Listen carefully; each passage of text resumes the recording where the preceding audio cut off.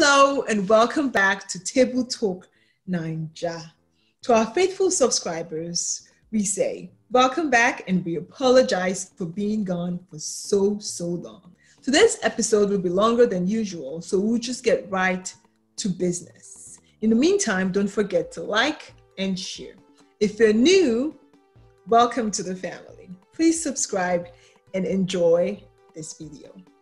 In previous episodes, we taught you how to greet. You can check out the card here if you haven't watched that episode. And now we're going a step further in teaching you how to introduce yourself or introduce someone else. So, in introducing yourself, you might want to tell people what your name is, where you're from, what you do for a living, and so forth. So that's what we're going to be talking about today. And remember that in our past episodes, we've talked about pronouns like he, she, we, you. And if you haven't seen that, please go check it out. Today, we'll move forward to see how these pronouns can be used to introduce yourself. How do you ask someone their name in Hausa?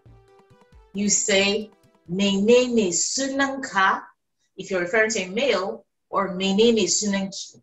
Now, in the course of this episode, we would always give you the male and the female references. And if you have watched our previous videos, you know, so that ka refers to the male and ki is for the female. So you say, "My name is Sunanki," or "My name is Sunanka."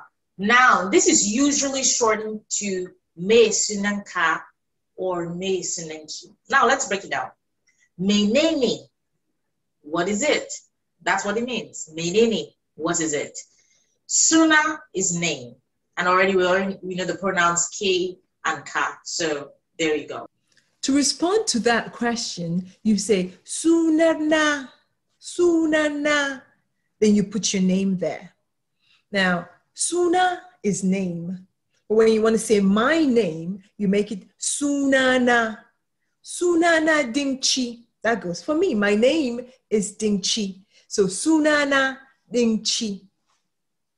So now we got introducing yourself by your name or asking someone their name out of the way. We're going to go ahead to find out how old a person is, where they're from, where they live, other stuff that is important to find out when you're meeting someone for the first time.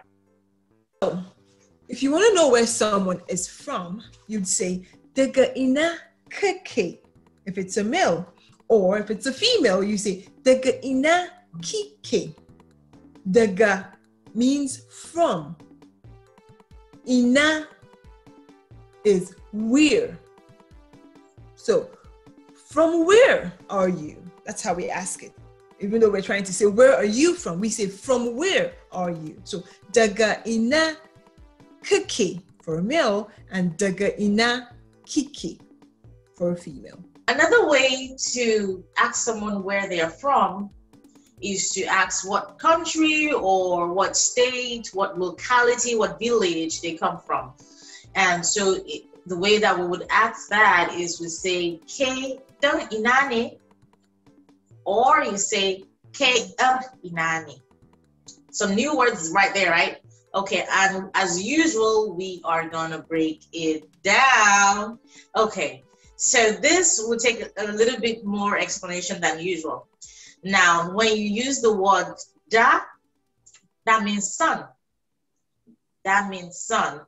But when you're referring to the relationship between a person, you're connecting that person to their father or to a land of origin, it takes on the suffix n. It takes the n suffix and it becomes dun. So D-A-N. Da is son, dun is referring to the son of. But it also means small or young, and that's another dual meaning word. Now, ya is daughter, right? And the same way with da, when you're referring to the kinship or the relationship with someone, it takes on the r suffix. So ya becomes yar, which means daughter of. So yar is daughter of, or again, it could be mean a small female or young female. So once we say ke da inani, we're saying you're the son of where, right? Or we say ke inani, you're the daughter of where. But it's another way of just saying where do you come from. So We say, where do you come from? K dang inane or K inane. Do you get it? Now, to answer that question, you say ni daga, and you put the name of where you're from. But if you want to use the second example of the question that Jane just talked about, which is dang ina or yar ina, you say ni dang so and so ni, or you say ni yar so and so che. So let's say, for example, you're from Ghana. You would say ni dang Ghana ni. So if you're a female, you say ni yar Ghana che. Now remember the ne and che words that we talked about in an old video. If you haven't seen it, then look it up here. So if you're a male, you say ni dang Nigeria or Ghana or whatever city you're from. So you say ni dang Ghana ni or ni yar Nigeria che. Okay, so when you want to find out what kind of work a person engages in, what kind of work that they do, you can say menene sana arki or menene sana arka. Or another way to say that is you could say wene iring aiki kakeyi or wene iring aiki kikeyi. Now I'm going to break it down. Sana'ar means profession. And we already said menene means what is. So when you say menene sana'ar ki or menene sana'ar ka, you're saying what is your profession, right? And when we say another way of asking, you say wene iring aiki kakeyi, you're saying what kind of work do you do? So aiki is work or job. Iri means type or a kind. Now, when we're using it in reference to something else, it takes on that N suffix. So iri becomes iring. When they iring aiki kikeyi, when they iring aiki kakeyi. And so when we want to ask, we say, what kind of work do you do? We say, when they iring aiki kikeyi, or when we say, what is your profession? Menene sana arki. Okay.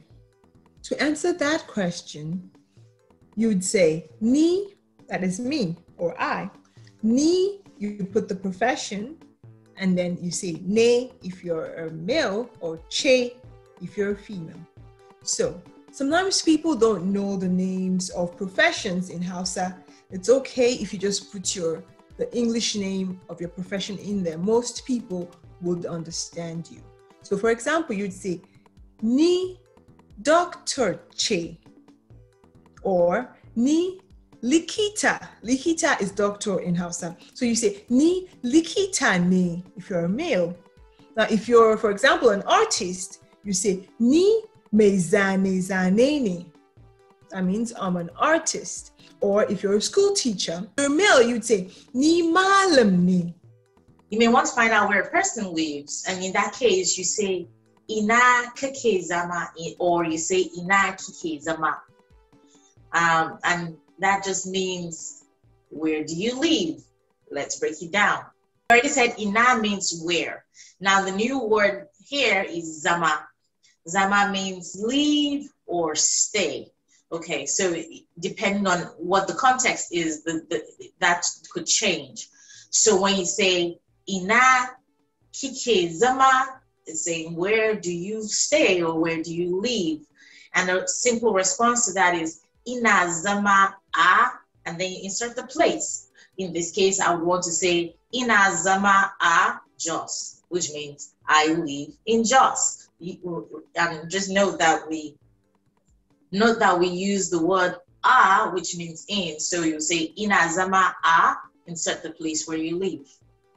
Know how old someone is. It's very easy. You'd say shekaran ka nawa. If it's a male, remember ka. If it's a female, you say shekaran ki nawa. Now, what is shekara? Shekara is year. That's singular. Now, if you're, of course, most people who talk are older than one. So you say shekaru for plural. But then in the question, it's always shekaran ka or shekaran ki. When you're responding to that question, you say shakaruna, then you say what your age is. Shekaruna, then you say what your age is. So for example, Jane, shekarun kinawani. Shekaruna ashirin the beer. Ashirin the beer. Ashirin is 20 and beer is 5. So Jane is 25. I thought you were 16.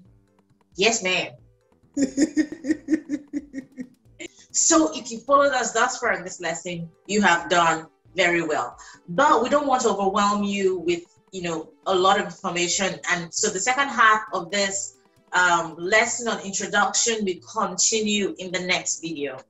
But before we leave, we're going to recap what we've learned or covered in this lesson, and we're going to put it in a dialogue form. Okay? Jane is now a total stranger. Okay? So, Senu, ya kike? Lafiya sannu. Suninki? Sunana Jane. Jane, ke daga ina ne? Ni 'yar Najeriya ce. Shekaranki nawa? Shekaruna 25. 25? Me sana'anki? Ni ma'aikaciyar gwamnati ce. Ayo, ke kina zama a ina ne? Ina zama a Jos. Aha, madalla. Nagode. Thank you for joining us this week. We hope to see you again, same time next week. And we hope that your vocabulary is steadily growing and you're getting conversational every single day. So please make it a date with us next week. And the way that I'll say that in Hausa language is to say, Kusake kasance tare da mu sati mai zuwa za mu zo muku da wani sababbin shirye-shiryenmu. Sai anjima. Anjimanku.